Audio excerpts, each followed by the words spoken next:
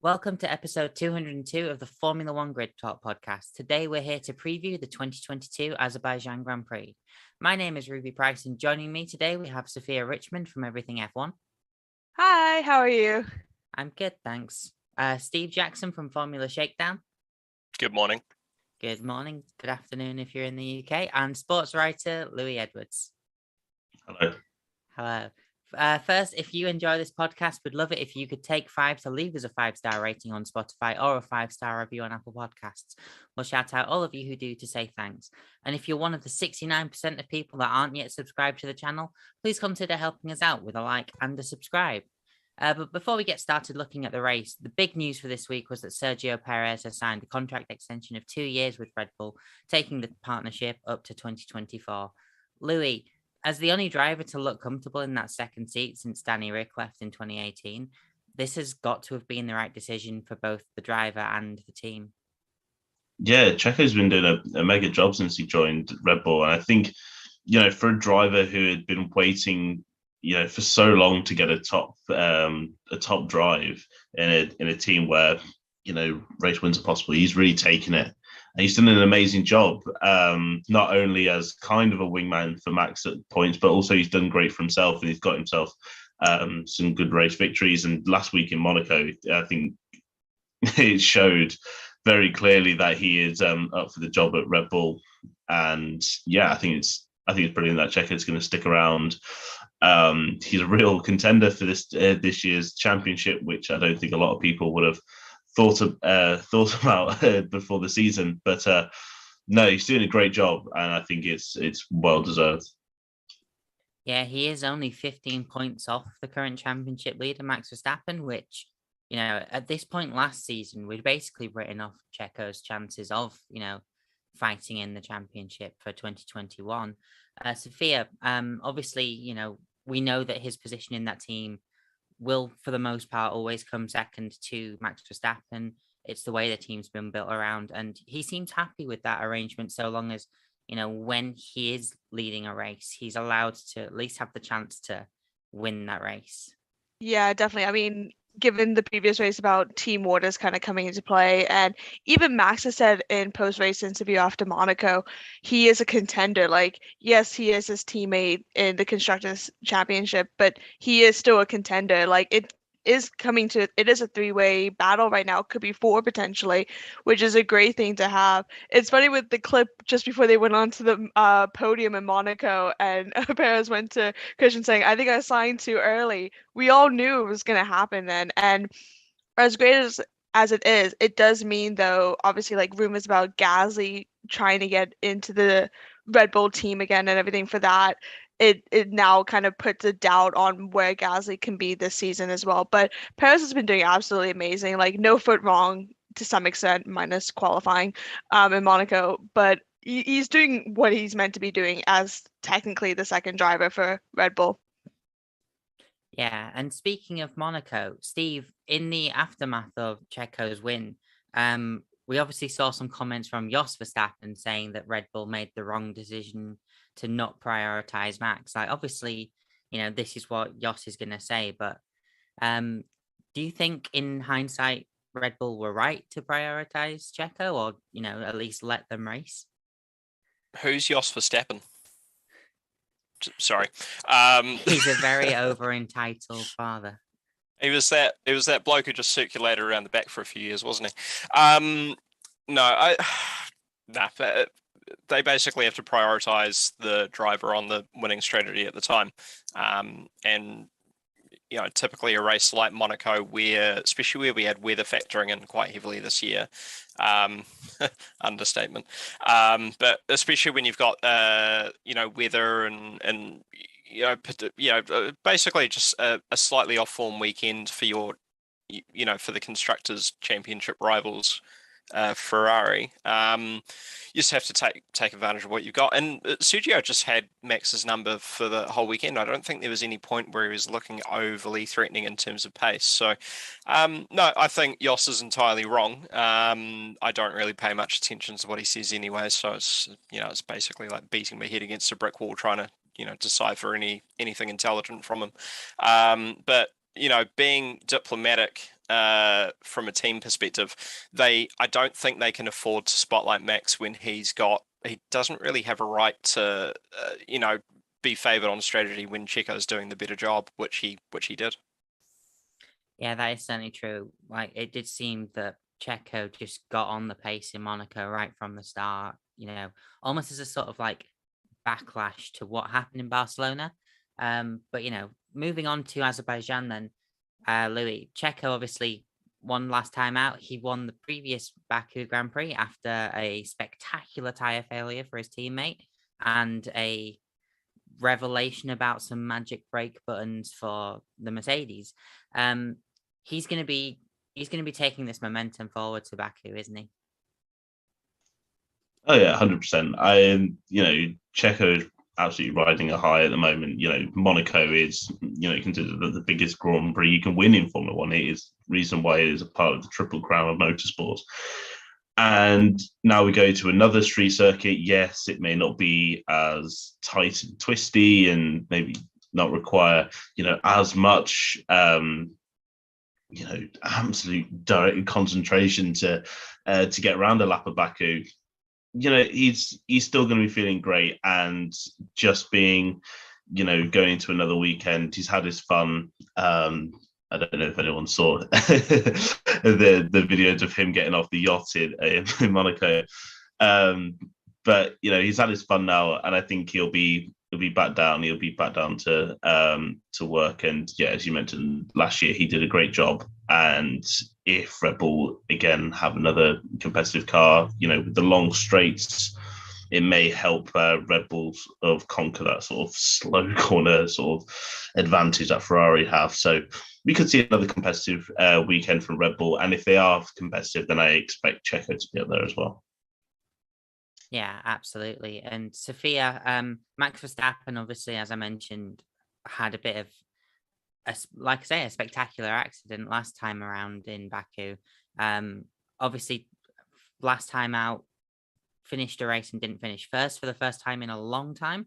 But, what do you expect to see from Max Verstappen this weekend? Yeah, like last year it was just crazy because obviously the situation with the Pirelli tires, and it was no fault through his own that crash. I think he will perform well. Will I think he kind of take top spot or pole? He did have fastest lap last year of the race prior to his crash, so I think he will be in a good contender for the top 3, maybe top 5. But that is if like Red Bull have the car for it and it's good for him. The straights are going to be interesting. Obviously, Baku is quite an interesting track. It's one of my favorites, actually, especially as a street track as well. But yeah, I think he will do well. It just we'll see. Team orders might even come into play if we have 2 good Red Bull cars. And going back to like the previous discussion about Perez as well being the number 2, if Perez is way ahead of Max, we'll horn ass Checo to let Max pass. That's going to be kind of a crucial thing because again, all the points are on the table as well. It's still a battle. Every point counts for this race for sure. So it's something we want to watch for sure. Yeah, absolutely. Steve, Ferrari did well to an extent here last year. Charles put it on pole. Sainz helped him reach pole position, with a very well-timed red flag. How do you see Ferrari faring? Obviously, they need to kind of bounce back from the strategic blunder of Monaco, but also, just a poor run of form overall, I would say, over the last couple of races. Yeah, I was waiting for the Ferrari top tier tyre strategy to rear its head again. Yeah, look, they just need to sort of control Alt Delete and just move on from that. And I think the less brought up about that weekend for both drivers, the better. Because I mean, we know what what certain reporters and that sort of thing are like. They like to sort of hang on to the drums rather than looking ahead. So, yeah, I wouldn't be surprised if their media obligations and that sort of thing are fairly limited or controlled, because they basically just need to, sort their crap out really and have another go. I mean, having a look at like especially Leclerc's, because he's obviously been with Ferrari for a wee bit longer than Carlos, but never been on the podium at Azerbaijan. Obviously qualified pole last time out, but finished just off in fourth. Was it fourth? Yeah. So yeah, I mean, it's never. We don't really have a huge spread of results from Azerbaijan. We've only been here since 2016. So, and we obviously missed 2020. So we don't have a huge spread of results. They've never won here. I think it's always been either Red Bull or Mercedes. So there is that, I suppose there would be a bit of emphasis on them sort of getting a win under their belt, but really they just need to especially support Charles's championship title, but obviously not forget about the fact that they actually have two very competent drivers. And basically they need to have a strategy in place that will sort of benefit both drivers, and they'll be mutually assured benefits regardless of the outcome. But we've seen what Ferrari's sort of strategy calls and that sort of thing are like. Some of them are accidental, some of them are pre-planned and just bizarre. So who knows? Could be great, could be terrible, no idea. Yeah, I mean, I think ultimately they'll just be hoping to bring both cars home in a good place in qualifying. Yeah. Ideally front row for them, but I think they'll take 1-3, 1-4 along those lines. And there's no gravel traps here for Carlos either, so safe. Yes, it did seem that he managed to perform quite well without a gravel trap last weekend. Louis, he just found Perez instead. Yeah, Louis, do you see Carlos Sainz potentially grabbing his first win for Ferrari this weekend? I don't know. Carlos is a weird enigma this season, of the fact that he has some great performances, but then he is just constantly plagued by these issues. And as you mentioned earlier, he had a crash in qualifying last year. So qualifying really is one of attrition here at Baku. God knows how many red flags we saw last year. So he does need his lucky break. He needs that one weekend where things really do go well for him, and he then gets that bit of confidence, and he then can sort of strive on for the rest of the season. But I have a feeling it's probably not going to come this weekend. I think that it's just going to be Baku's an odd track, and it's one that can throw up great racing and just boring racing at the same time. It's a weird one, and I just don't think he has enough for it. I do love Carlos Sainz. There's something about, I don't know, I can't explain it. There's something that's just making me feel like he can't, he won't, not he can't, but he just won't this weekend. I think the other three drivers that in this championship battle may be just a bit too good for him. Yeah, that is a good point. But then again, it was last year where Sergio Perez got his first win for Red Bulls. But, I guess it all depends on what happens ahead of him, if there is anyone ahead of him. Sophia, let's look at Mercedes then. So, as was mentioned, I believe by Steve, Azerbaijan in the past has mostly been a Mercedes, dominated track for the most part. I think it was 2017, 2018 when Daniel Ricciardo got a win, mostly because the Ferrari and Lewis came together for some apparent brake testing, but obviously they managed to get a handle on their porpoising in Barcelona. There was a different cause of bouncing in Monaco, but they were apparently fastest on the straights in Barcelona. There is a massive straight in Azerbaijan. Do you think that could benefit Mercedes, or do you think they might suffer again with the more streety sections of Azerbaijan? Yeah, so it was 2018 with Daniel Ricciardo. I think, I don't know, because when people are now saying, oh, it's a Mercedes dominant track, it's a Red Bull dominant track, it's turning out to be the opposite sometimes. Even last season as well, sometimes that we thought were more Mercedes dominant tracks turned out to be Red Bull's favor and vice versa. So I don't like using that term anymore because especially now with how they are performing, it's very high, high and very low, low. Like we see, there's no kind of middle ground at the moment. Yes, Barcelona did help because they kind of sorted out their their porpoising due to like a filming that they did the day, like a couple days before. Apparently, that's what was the making to find out what was going wrong. I think it might be a little bit similar to Miami with the porpoising with that long straight. So I think there will be some for the Mercedes, not as bad as previous races, but I think, yeah, I think it's going to be good. This might be now, again, as we mentioned, like it is a Mercedes kind of dominant track. This kind of will show where Mercedes will be for the rest of the race, I think, especially now we're going into race 8. We have done a third pretty much of the race already. We're coming up to the third of the race already, depending on how you see it. They need to get the foot on the pedal. Like, sorry, I had to put that analogy in. I think they need to get it in and get it sorted because at the moment they're not there for the drivers. They're only there for the constructors. And having George be Mr. Consistent, finishing top 5 every single race, I think is great. I think he still has a chance potentially this weekend coming. It's going to be an interesting one to see for sure. Yeah, absolutely. And Steve, there was a Grid Talk Fireside earlier this week regarding Lewis Hamilton. The question obviously is, is he still in a fight at all for a championship? And just in general this season, like, how have you seen Lewis Hamilton been? To answer your first question, no. I just think it's too little, too late. And that's a shame because it sort of takes away from, I don't think it takes away from his achievements necessarily, but it sort of, it puts a bit of water on the fire that is the talent that is Lewis Hamilton. I've made it pretty clear in the past. I'm not a Lewis Hamilton supporter. Certainly don't hate the guy.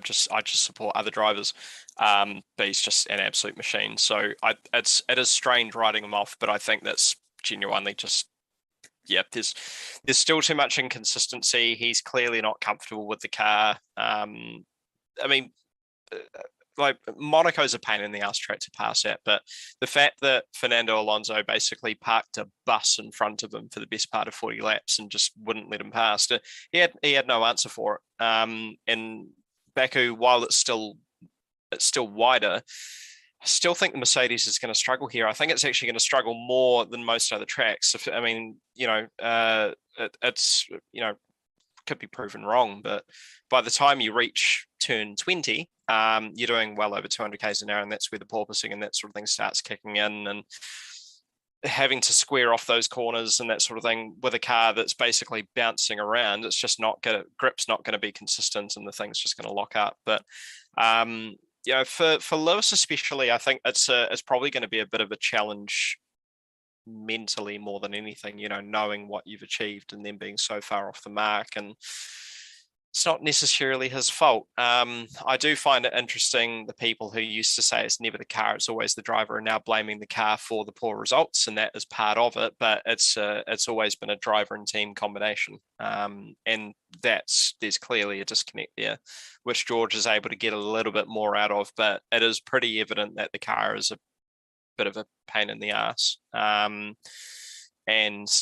yeah, I'm not 100% sure we'll see Lewis re-sign another contract at this point, purely because I wouldn't blame the guy if the motivation is at an all-time low. And I honestly think that would be a loss for the sport, but it would be a gain for whatever he decides to do next, because he does apply himself to whatever he's doing very, very well.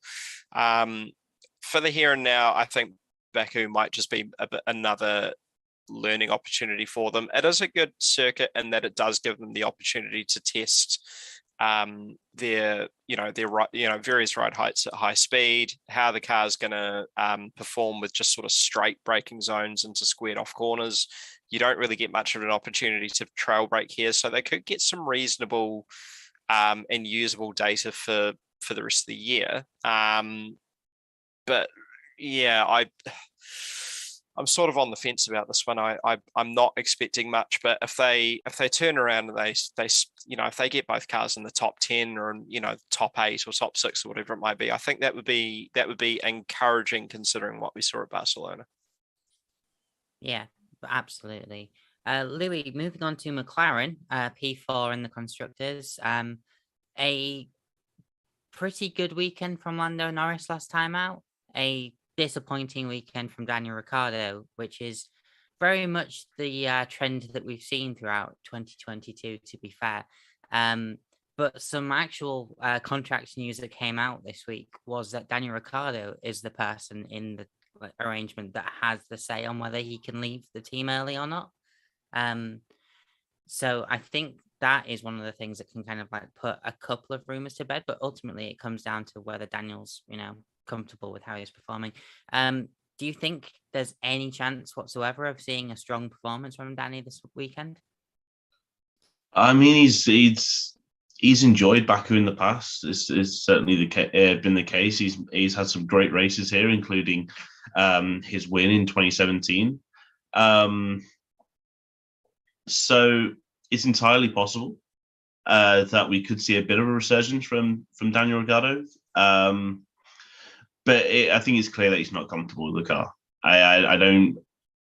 When it comes to this sort of debate around Daniel Ricciardo, whether is he good or is he not good enough, I think it's half the fact that he has, someone who is incredibly talented in the other car, and also down to the fact that he himself is not fully comfortable with driving this car to its limits like Lando is.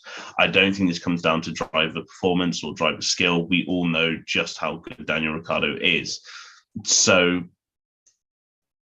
I think, running around street circuits is, the ultimate test of how comfortable a driver is with the car. And that was very clear last weekend, where he clearly was well off the pace of Lando, who, as you said, had a good weekend. But I think for Daniel, this is going to be, hanging over his head, this whole talk of whether he'll leave McLaren or, will he get kicked out early, or will he, what his future is always going to be hanging around his head, because that's what it's like in Formula One. As soon as there's any doubt in your seat and in your position to hang on to that seat, people are going to start asking questions. Journalists and the media are going to do what they do. They're going to speculate. It's going to be in his face all the time. And it's just going to be about how he deals with it off the track, and then how he hopefully will prove us all wrong on the track. So I think what Daniel just needs to do right now is just start to close that gap to Lando. Start looking a bit more consistent, start looking a bit better.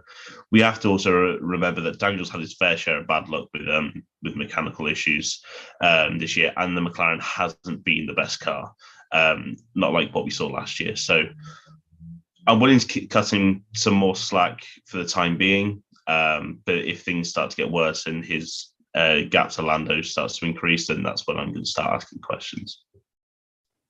Yeah, Sophia, Lando Norris is very much on 48 points in the championship, which is only 2 behind, 7-time world champion Lewis Hamilton, whereas Daniel Ricciardo being on 11 points, tied with Yuki Tsunoda, who certainly himself hasn't set the field alight. But, Louis touched on this, the McLaren isn't as good a car fundamentally as it was last season. It's not as railed down, and I think it's shown by how much they've kind of struggled to be the presence on the podium that they were last season.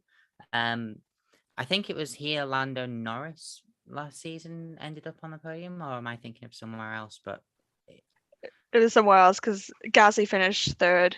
That was it. Yeah, I mean, going back with the Daniel Ricciardo thing, and he's had 2 years with this contract now, almost 2 years. You would think something should click by now. And with how well Lando has been doing it, as you mentioned, 48 points, it is proving that, yes, he is, at the moment, driving the car better than Daniel Ricciardo. And given, obviously, while Daniel Ricciardo's had mechanical issues, Lando's had health issues. and I don't know.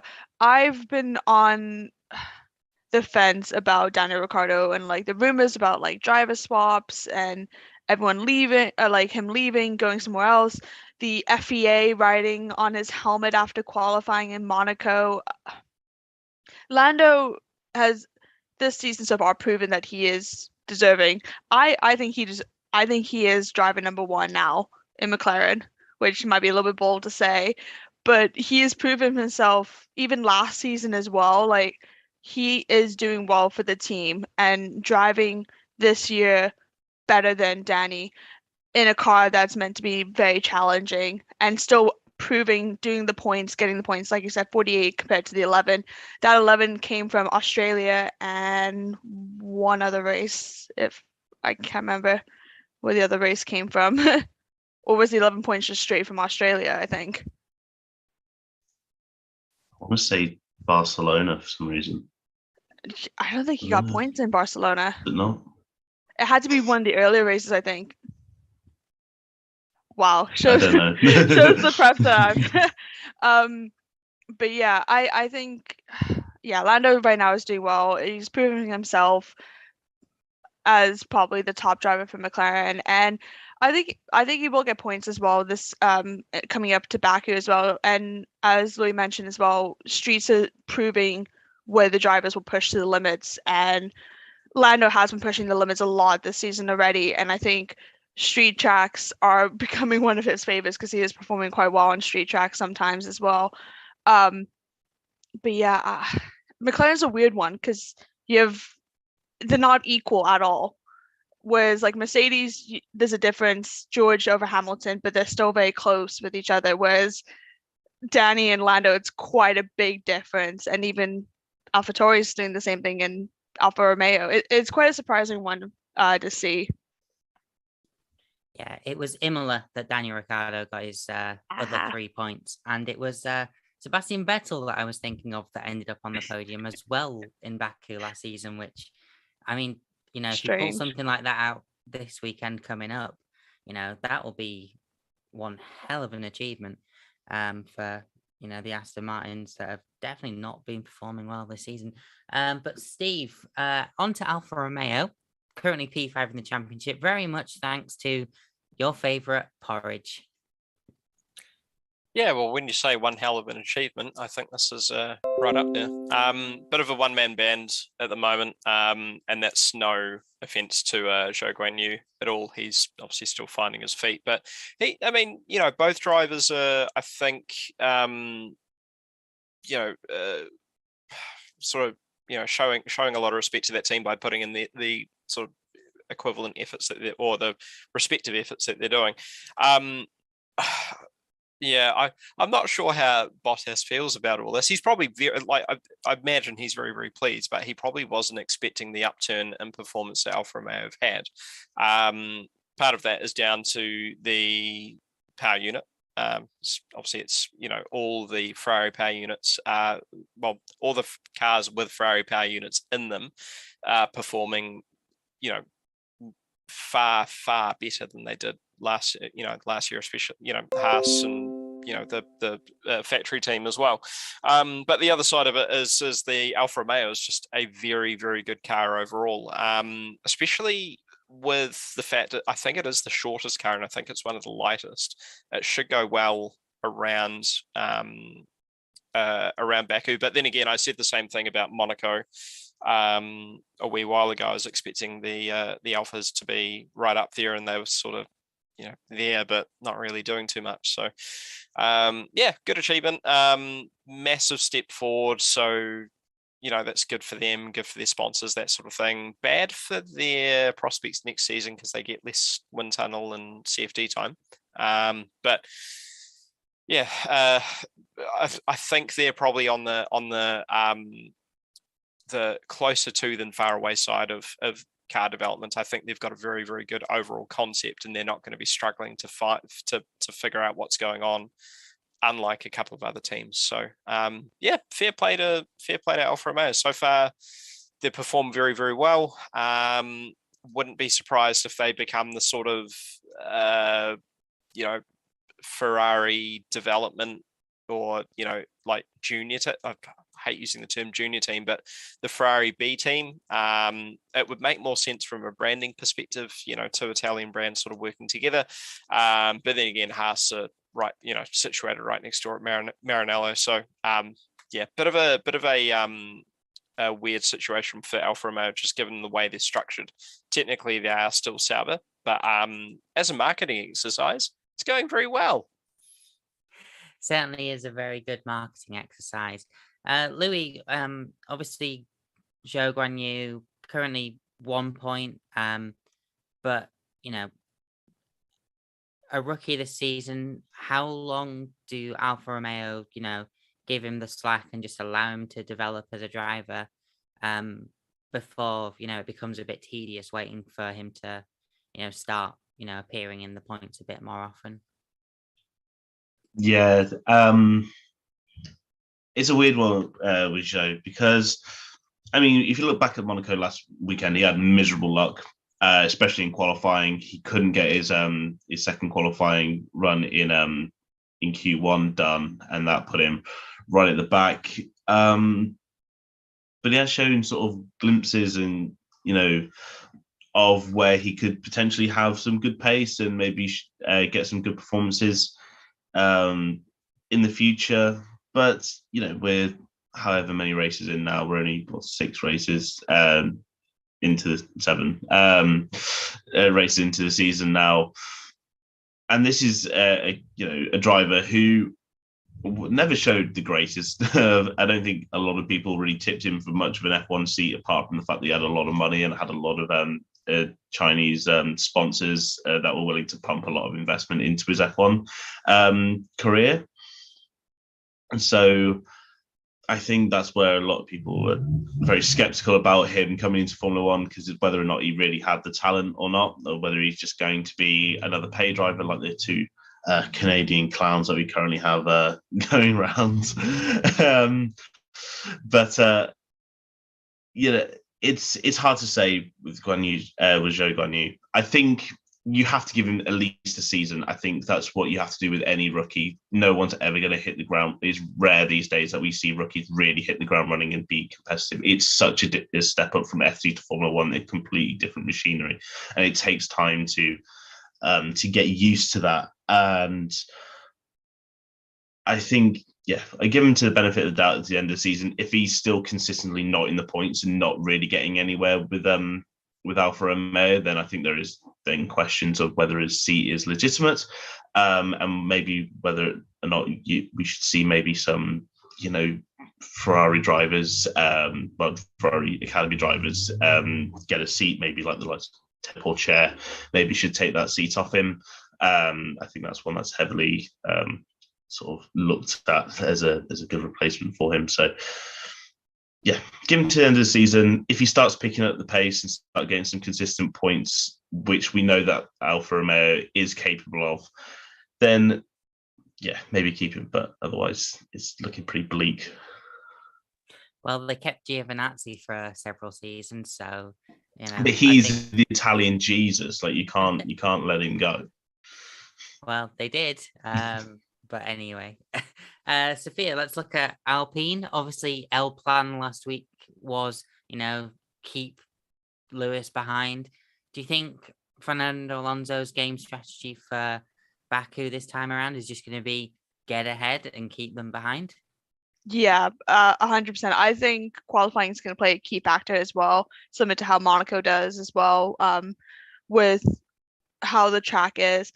I mean, Fernando, I think, because he even defended last season as well quite well in the race for the time being and everything. I mean, Fernando is doing well. Obviously, that trade, like the image I've seen, and it's like 2 sections, and you have Fernando with everybody else, and then you had like the top 4 like on opposite sides of the track, and then the time difference, and then shot off, and then got 3rd fastest lap of the entire race. His strategy and planning, though, is quite good. And I think also tire management will come into play as well, with Baku being such a quite warm place as well. His age and his experience will show in this race. Again, street circuit as well. done quite well. Streets, we'll see how it goes. With Ocon though, I don't know. It's very weird because he doesn't get like he's not shown much recently. He's just one of those drivers that is there. Like you don't see what's really happening behind like during the races. You don't really see much camera feed. He's just one of those like hidden drivers, head down, foot down, keeping it a good race. And I think that might be kind of crucial what he needs this season as well. Is just a clean race and drive. But Alpine is doing quite well, surprisingly, I think, in my opinion, because I thought they were going to be quite lower given. But yeah, overall doing quite well. Yeah, and the majority of the points have actually come from Esteban Ocon, despite Steve. I was going to say, he's just sort of been just there for the season. But, if you look at it from a statistical point of view, he is getting in the results that Alpine need to stay in this fight that they've got with the Alfa Romeos. But yeah, like what's been happening with Esteban Ocon over the last couple of weeks? Well, I'd love to tell you, but as Sophia pointed out, we don't actually see too much of him, so it's very, very hard to say. But he is, I think I've used this term from before. He's just the sort of quiet achiever. I don't necessarily think it's fair to directly compare him to, a pensioner. Sorry, Fernando. But it's a weird team dynamic because you get the impression that they're, it's a French team, title sponsor and effectively manufacturer badging as all the French manufacturer as well. They've got their French driver, but they're sort of pedestaling the Spanish bloke who won some championships back in the mid 2000s. It's an odd team dynamic, and I don't think they've quite got their head screwed on ever since their leadership shuffle. I mean, Davide Brivio's there. He is the genius who bought Suzuki their MotoGP world title in 2020 from absolutely nowhere, and they're doing nothing with him. It doesn't. There's some stuff happening in that team that just doesn't make a huge amount of sense. Bringing in Otmar Safnauer, I think, made a massive amount of sense, though. He is a very reliable, very reliable head on a pair of very calm shoulders, and he knows what he's doing. And I think, if he had left Aston Martin and disappeared from the sport altogether, then I don't think that would be fair. So it's nice to have him around, but I don't think they're using much of the talent that they have at the higher end very effectively at all. So I'm very, very confused about not just Ocon's sort of prospects for the rest of the year, but more his career prospects as well. He's still a young fella.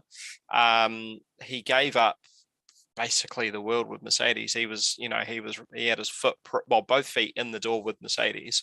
He's now, that's gone. That's not happening. Mercedes have moved on to other drivers.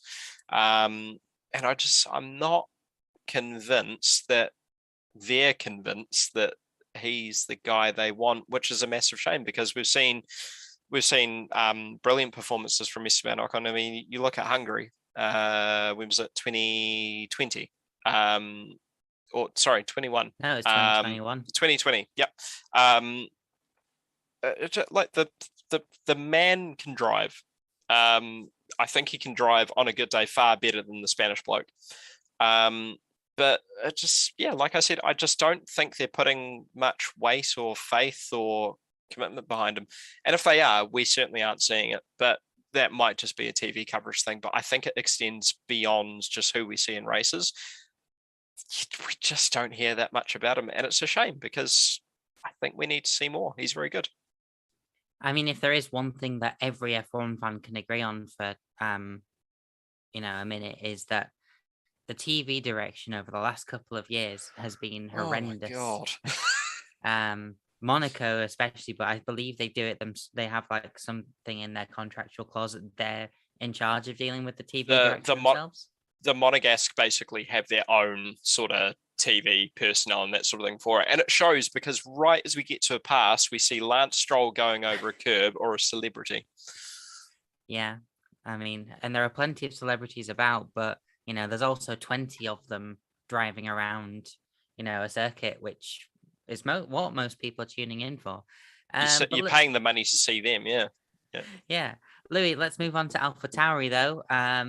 Obviously not as strong as a performance from 2022 so far as we had last time around in 2021.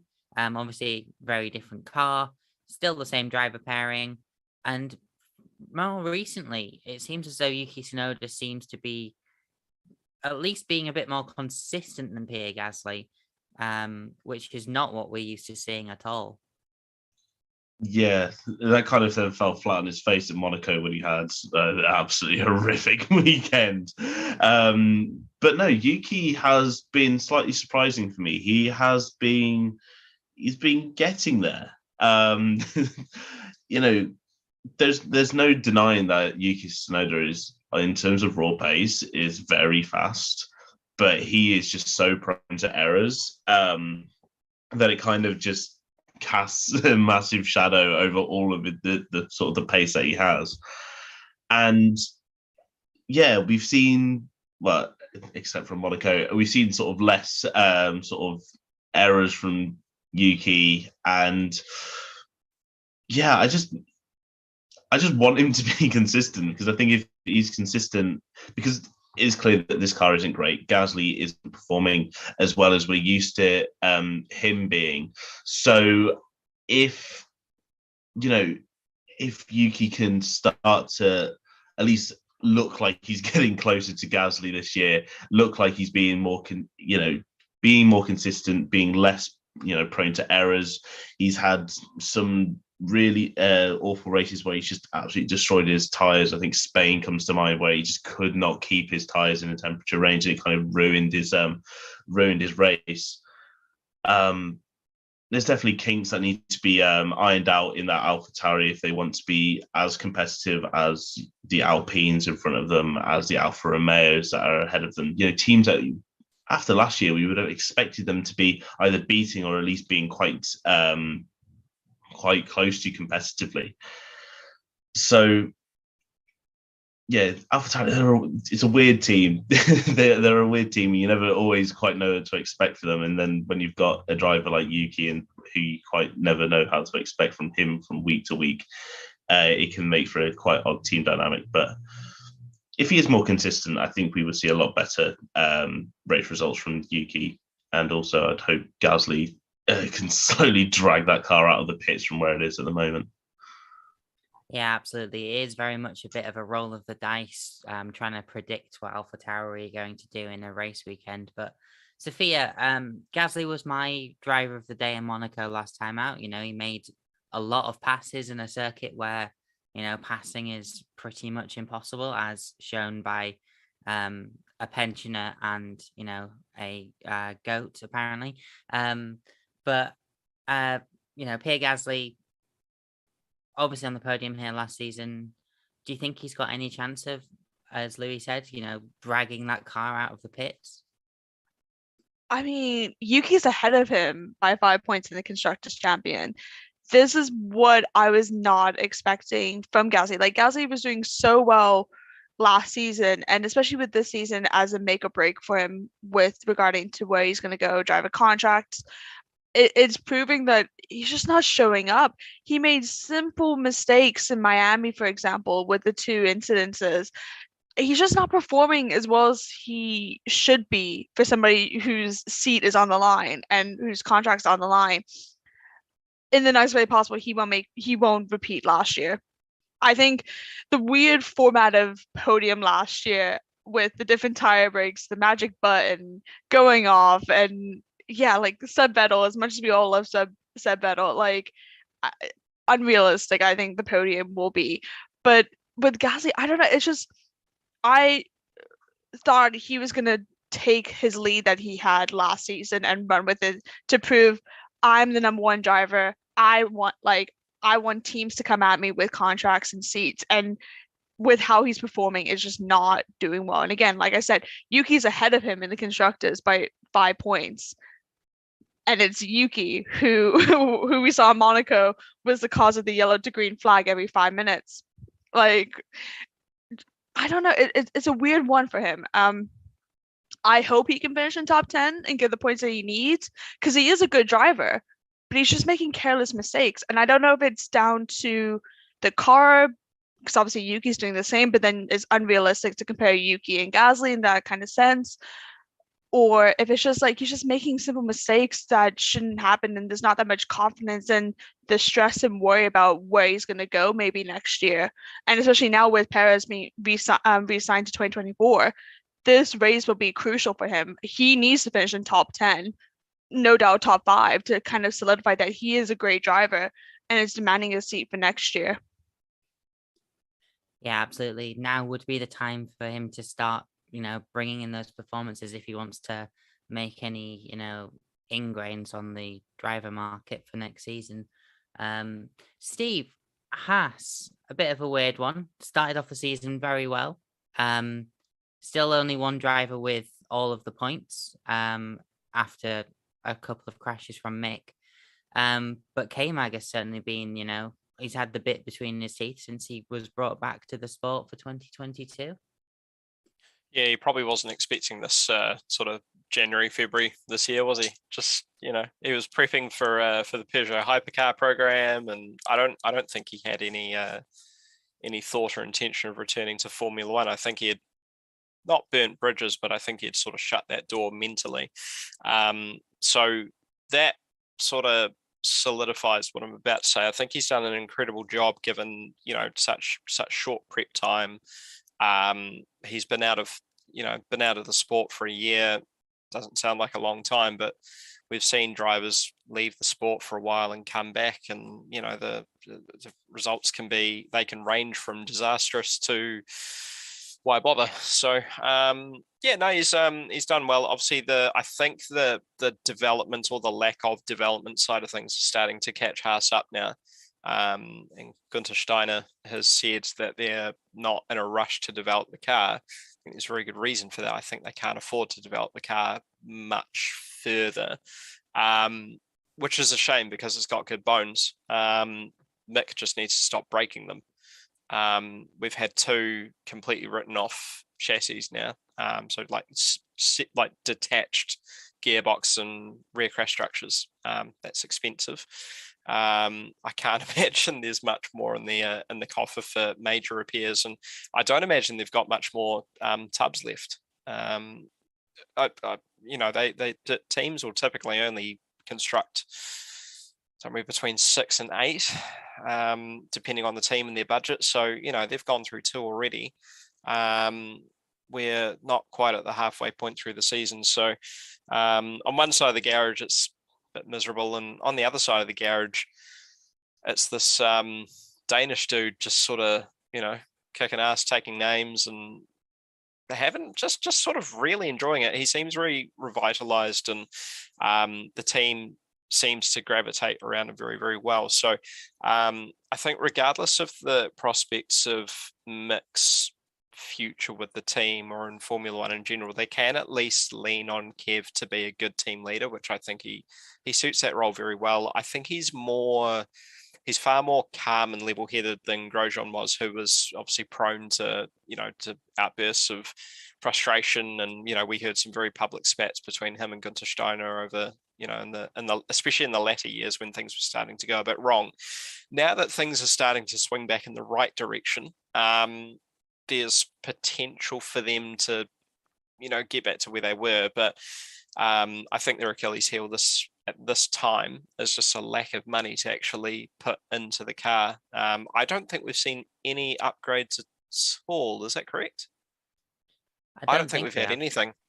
Like not even revised turning vanes or anything like that. So I think actually they may have introduced a new front wing end plate recently, but I think that's about it. So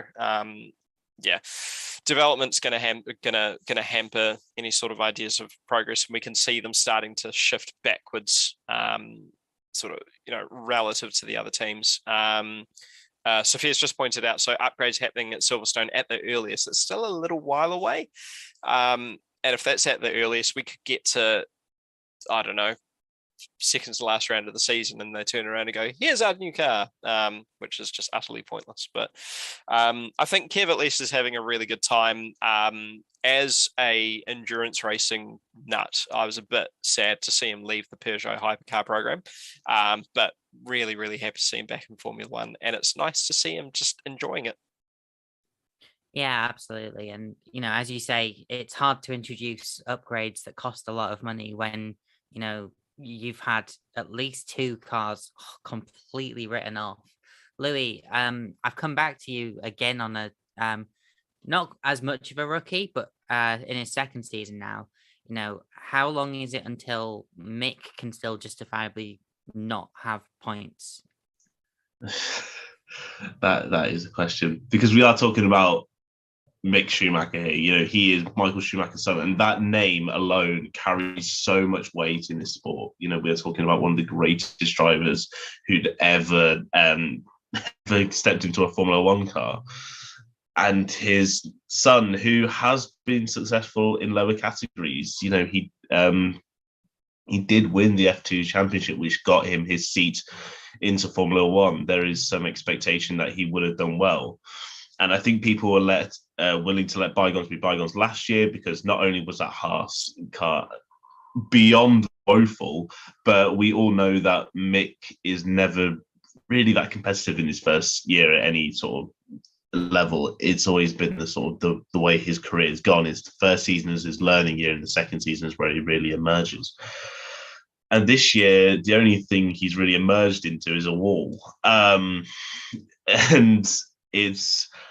it's not good when he's had a crash in his big crash in Saudi, which is, written his car off, and a big crash in Monaco, which was another car off. And now we're going to a third street circuit where, God forbid, what happens if he then decides to bin another car.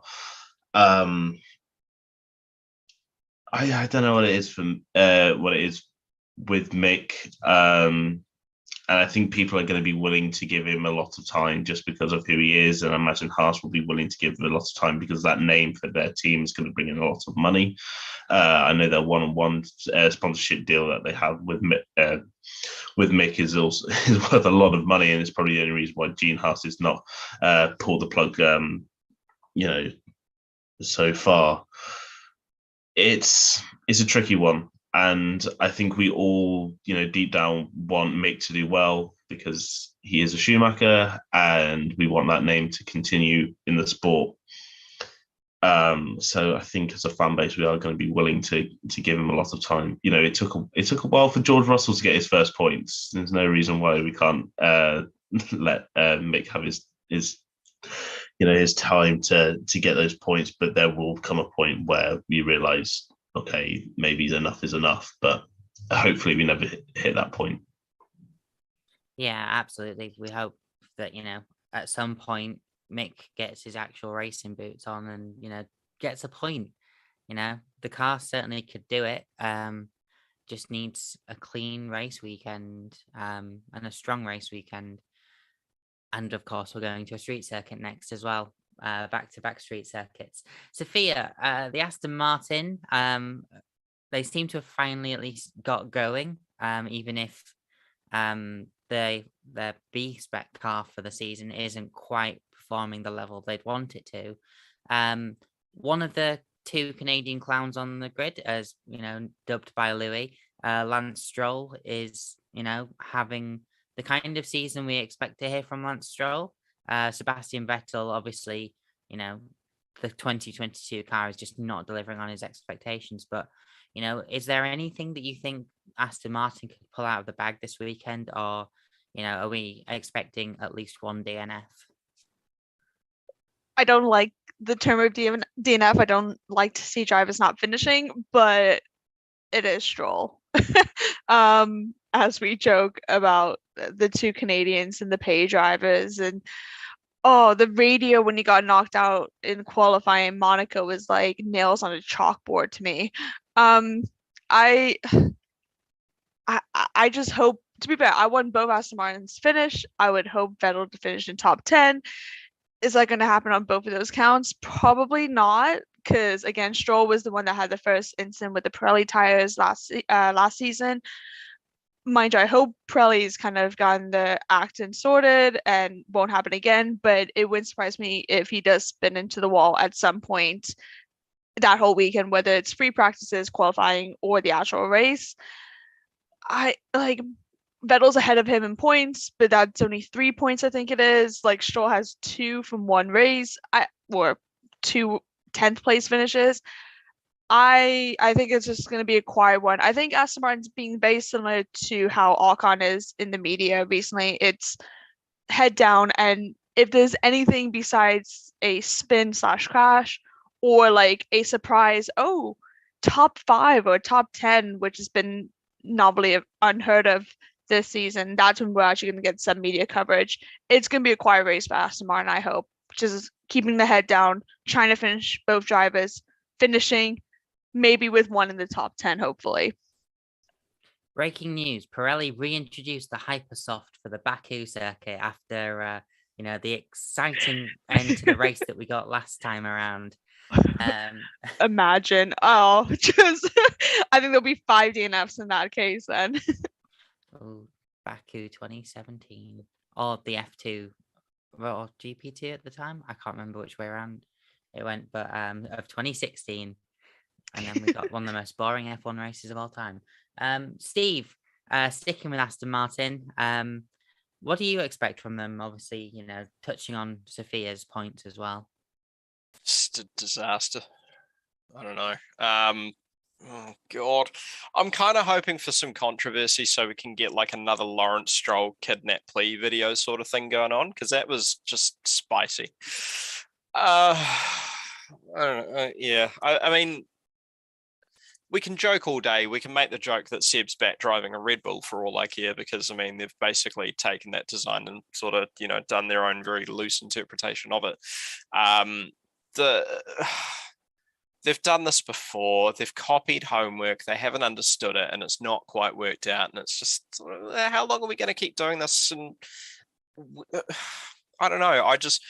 For a team that sort of demands to be taken seriously, they're not making many steps in the direction of we actually. How do I word this?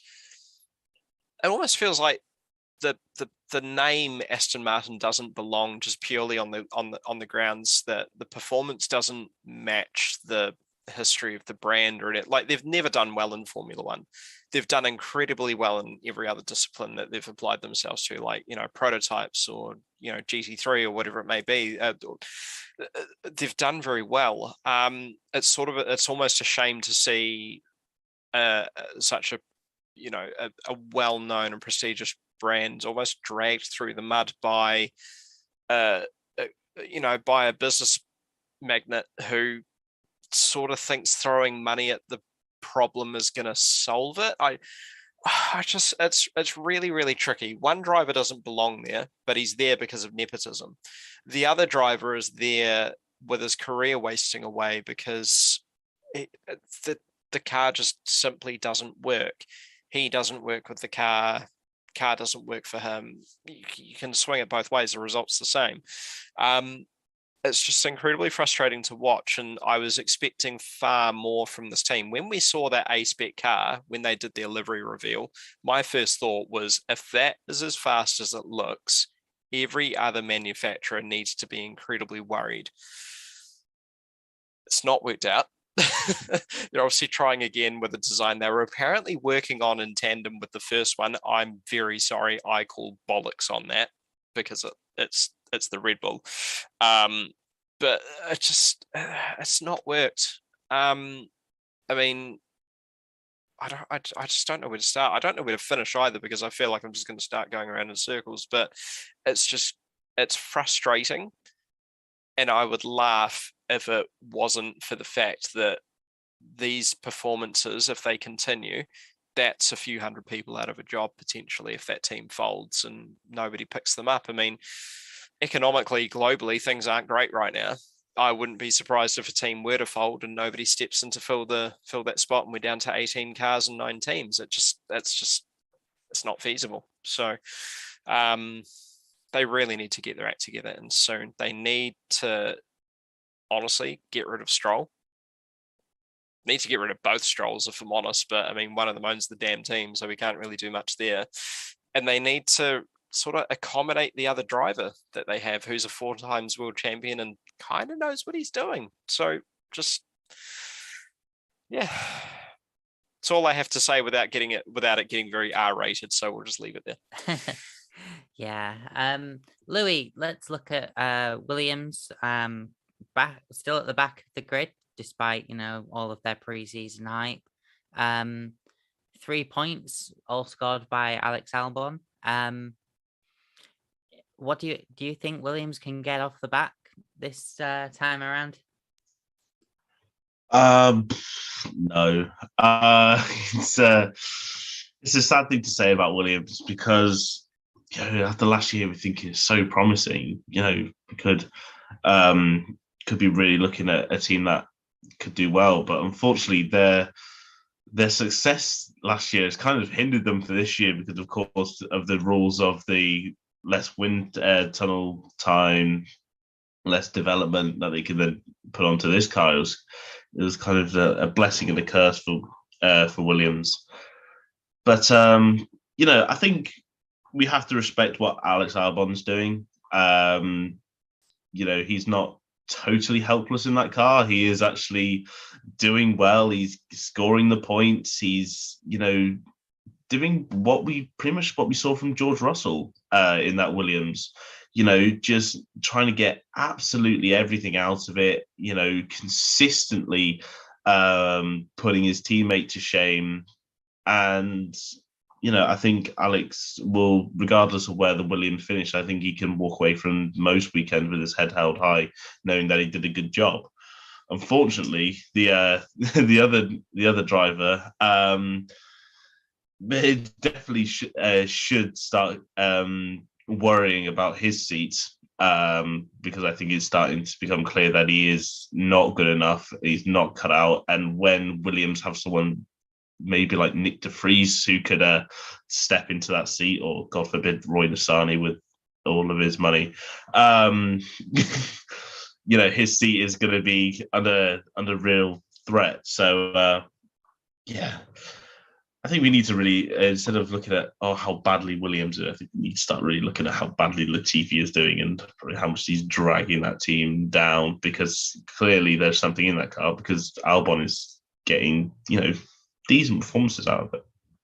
Especially after a year not doing anything and then coming back to a different, brand of car. I did appreciate your tweet in Monaco about, the 2 representatives of Canada just letting the entire country down. But Sophia, we obviously talked about it in the Monaco Grand Prix review. Nicholas Latifi is just not performing at all in that Williams, and obviously now that Williams have that financial situation resolved, how long do you think it'll be before we see an actual change in that driver lineup happen? I think the biggest thing will probably come to it is when, because we all know Latifi is going to spin and crash at some point as well. We still have a decent amount of races to go forward. I think it's when it reaches the threshold of how much money he's putting in to how much it's being spent on costs and repairs, on top of the innovation as well. Once it gets to where it's almost equal, the amount of money that Latifi and his family, dad, is putting money into Williams to the cost of how much it is to repair and upgrade and all that, that's when things are going to be questioned a bit more. This could be the last season. I hope, actually. I do hope this is Latifi's last season in the nicest way possible. There are so many drivers who are needing or should deserve. I've said multiple times on the Everything F1 podcast, Oscar Piastri, he has done so well, something that not many drivers have ever accomplished, winning F3 in rookie winning F2 in his rookie as well, to then take a backside seat in Alpine and not even getting any kind of opportunity. You even have this season as well, Felipe Drugovich, who is not affiliated. He could be perfect for Williams because, yes, obviously Williams is affiliated with Mercedes to an extent. It still was a good spot for somebody who is doing so well in F2 and so much raw talent. And I understand funding, money talks, money is king in F1, but you're going to start losing fans. You're going to start dealing with the media and people in higher up saying, like, this is not fair, this is not right. It could be, obviously, we made the step of changing, allowing rookies coming into practices twice. But even then, I don't think that should have even happened. It's not enough. George Russell's even commented on it as well, saying it's not enough for these drivers to learn, adapt into the F1 seats. But with Latifi, I have all the great drivers talking about Danny's money twice. It's just not performing well at all. He's one of the other two drivers that have not got any points. He didn't get any points last season. He's not even made it out to Q3 last season or this season.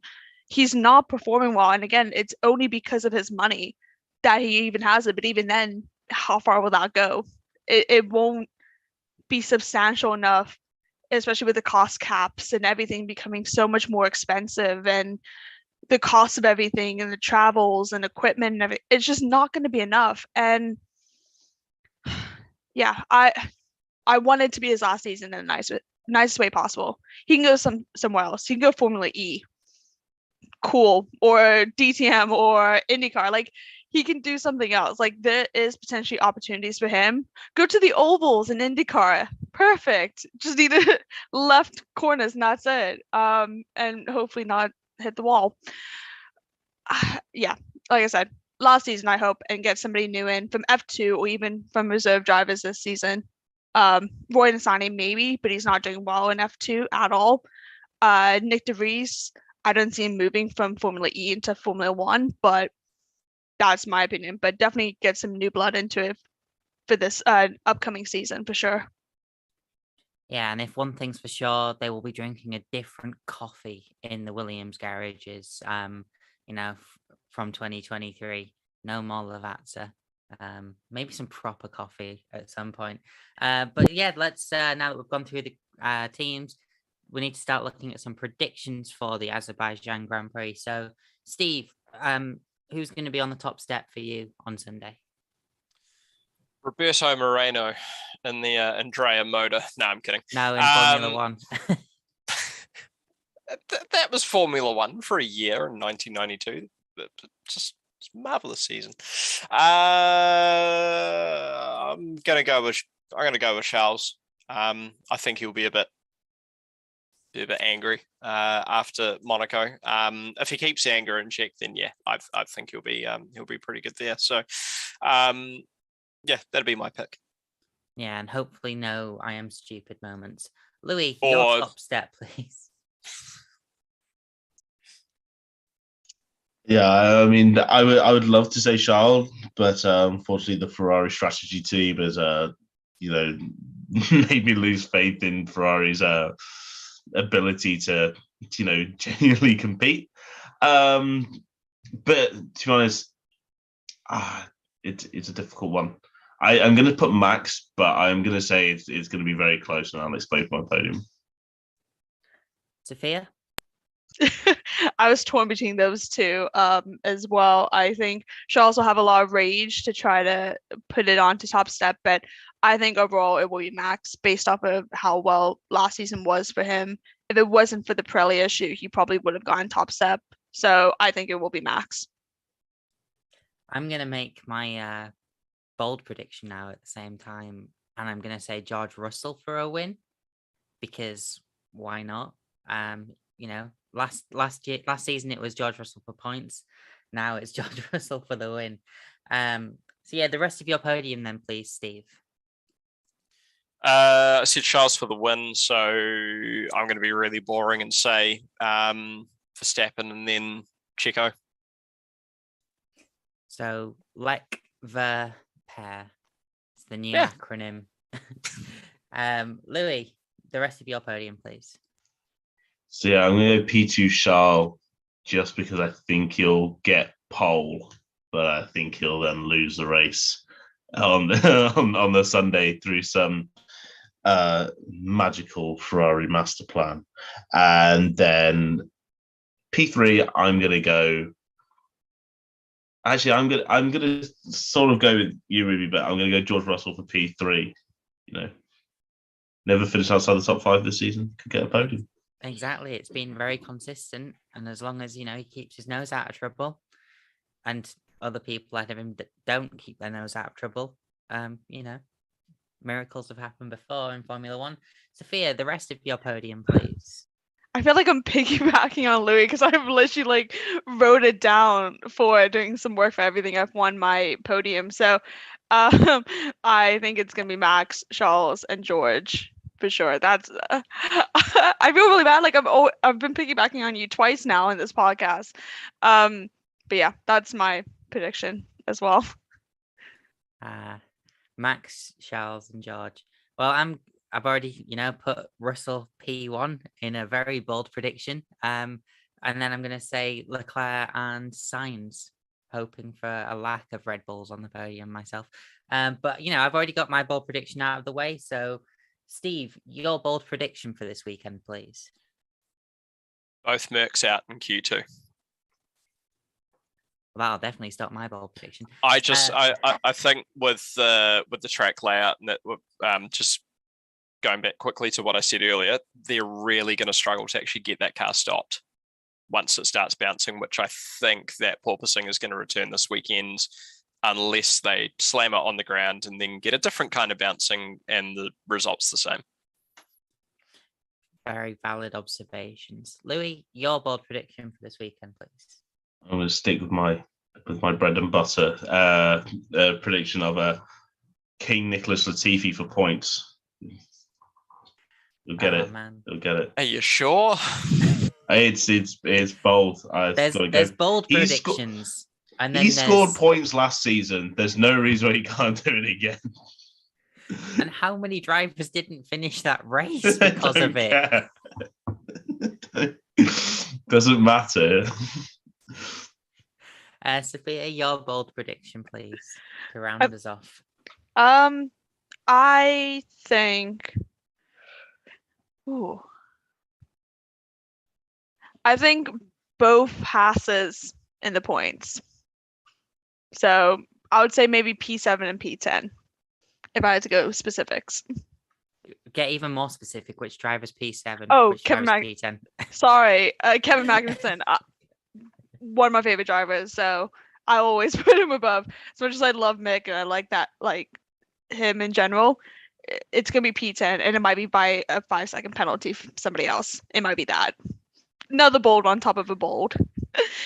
Who knows? But yeah, that is our predictions for the weekend. So now it's an opportunity to, for you guys to promote, where you're from and where people can find you if they want. So Steve, let's start off with you. Obviously representing Formula Shakedown. We have a podcast again. It's a miracle.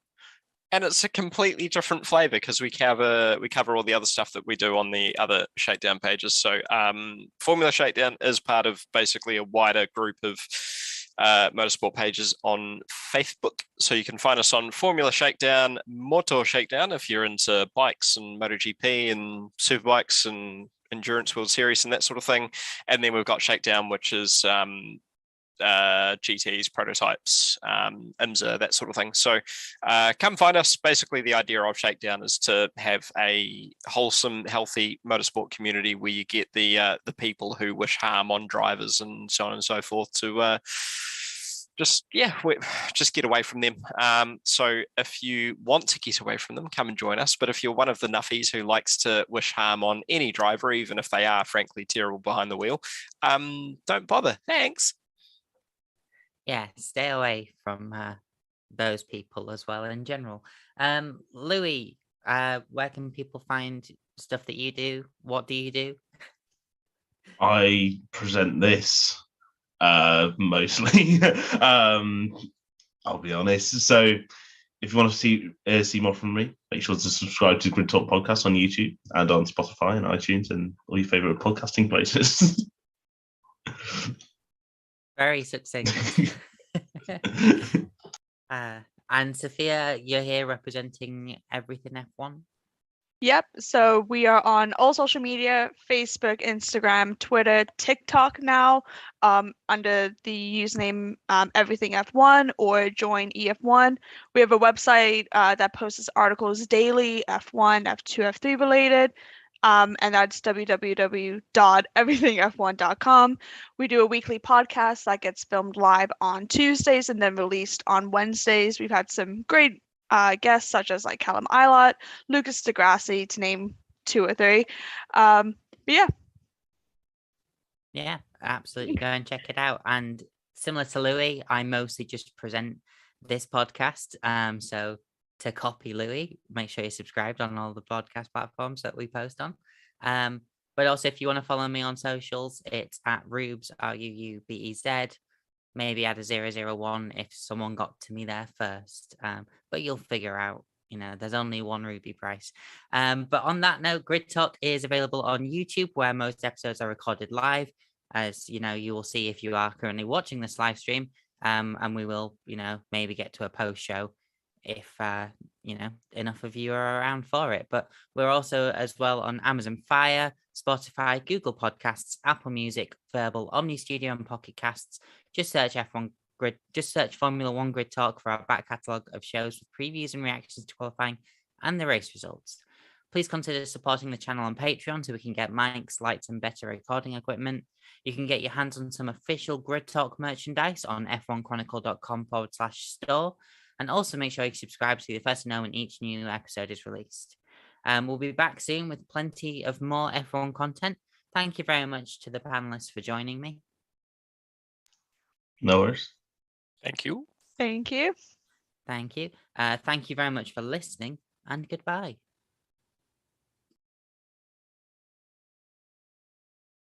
It's been a very quiet one in the chat. So we'll just, talk about if there was anything that anyone wanted to actually mention themselves. Was there anything that anyone had? Can we go back to nepotism for a moment? Yeah, let's talk about nepotism. We love nepotism in cool. F1. Well, that's we certainly do. Sort of revolving around Schumacher. Like, is he there based on his merits, or is he there based on who his dad was?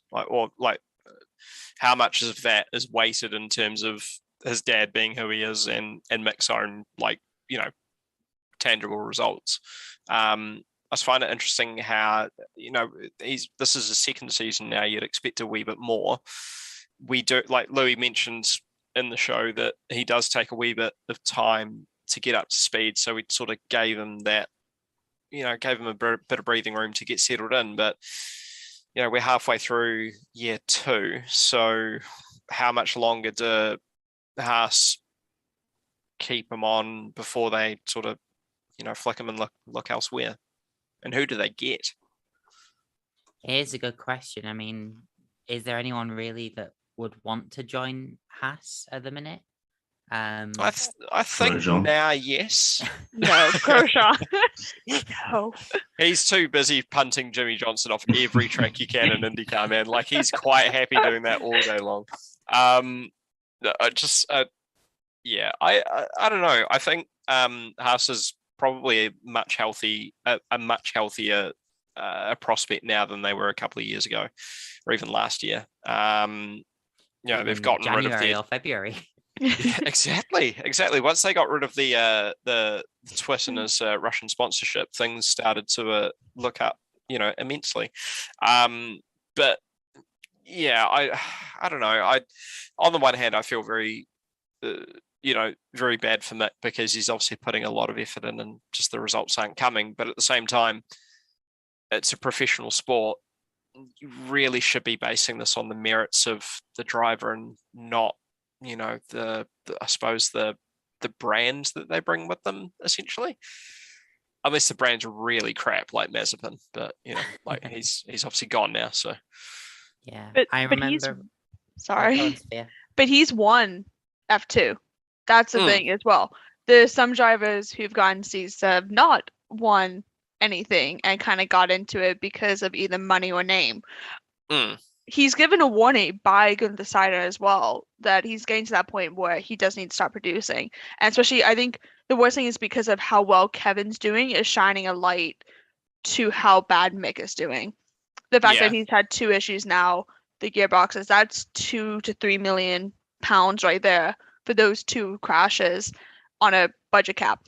I think, I mean, I'm hoping Kevin can kind of teach him and help him support, hence why I've said it multiple times, like, I won both Haas in points. I've said that from the beginning because of how well they are, but I think it is to his name, but then that also adds so much more pressure onto him as well, which most drivers won't have. They won't have that pressure on top of pressure on top of pressure like Mick would have. I think people are thinking now, considering is it his last name, but then people aren't realizing he did well in F2 and F3. Well, that's what I mean though. Like, but on the other hand, you've also got drivers who have been, performed, very, very well in those feeder series, and then come in and continue to do very well, like pretty quickly. Like Lando Norris got grief for being a pay driver, but pretty quickly, every single critic of Lando Norris shut up because he did very well. Niki Lauda was a pay driver as well. Like, and you look at what he did. So I on the one hand, I like he is incredibly talented. Like we poke fun at certain drivers and that sort of thing as well. Like that, but they are aliens in terms of their ability. They are absolute machines. But it's a very, very cutthroat and competitive sport, and I just wonder how much of an appetite, or how much more of an appetite, Haas has to keep giving him chances before he becomes too expensive, because these crashes are the 2 he's had this year are massive. They are the biggest we've seen all year. So I mean, snapping a car in half is no mean feat. So yeah, I'd love to see him stay because he's a nice guy. And the relationship he's built with Seb especially as well is really nice to see. But at the same time, it's a job at the end of the day. And if you're not performing in a job, a line has to be drawn at some point. Do you think when Seb goes, because we all know he's going to go, because there's rumors spreading around that Seb's trying to get Mick into the Aston Martin as like a slightly step up, but obviously Aston Martin's not doing as well as Haas. Could that be a thing as well? I don't know. I just wouldn't want to see somebody like Mick, who clearly needs a bit of an arm around his shoulders, go into an environment like Aston Martin, where you kind of get the impression that things are very, very clinical and not very friendly. And I mean, we're outsiders looking in, we can only assume, but whenever I think of teams in the paddock that would give you that family vibe, I think of Haas, I think of McLaren, I think of Williams. I certainly don't think of Aston Martin. So yeah. It's your fault, Lawrence.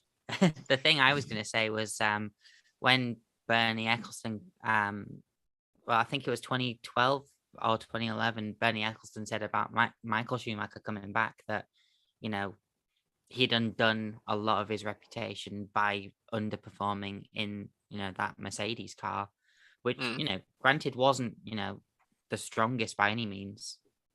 And ultimately, it did finish like 5th or 6th generally for the most part in the championships when he was involved. I don't think Mick's performances are, dragging the name down by the stretch of the imagination, but it is certainly showing, it's certainly damaging his own personal reputation being, in these high damage collisions and stuff. Ultimately, I think he just, like I said in the podcast, needs to start performing to the level that, we think that he can perform at. Yeah, unfortunately, sort of reputations of being like a crash prone driver don't go away in Formula One. I mean, you think about like crashed Maldonado, crashed Stappen. But What even like else? you got like Grosjean, like his crash in 2012 at Spa never left him. No. And then every That's a good point. time he then crashed from then on, everyone's going, well, it's just typical Grosjean, isn't it?